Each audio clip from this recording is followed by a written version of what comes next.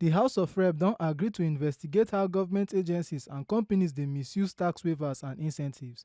Dis one come after Honourable Oluwole Oke from Osun State bring motion tok say dis abuse dey make Nigeria lose money well well. Oke tok say even though tax waivers suppose helep economy grow, bad pipo don dey abuse am.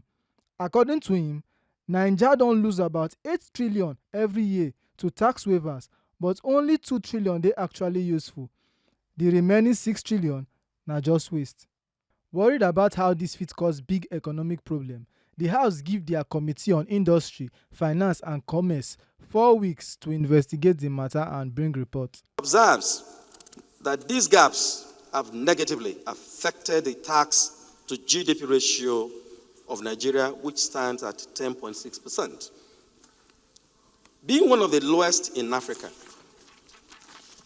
the gap created, Mr. Speaker, in the revenue profile of the government of the Federation has also contributed to the federal government seeking loans, grants, and aids to fund our budget deficit.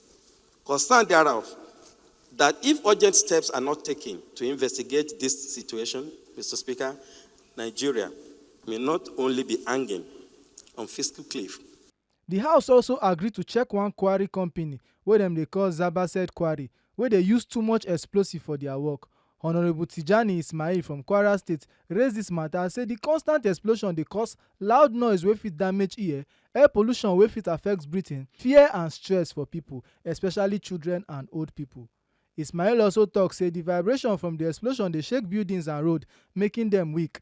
The heavy trucks wey carry quarry materials don spoil the road and don cause accidents and make life hard for pipo wey dey stay there. Concern that continuous ground vibration from the quarry explosive have weakened buildings, infrastructures in the area, creating the potential for structural collapse, severe property damage, endangering lives.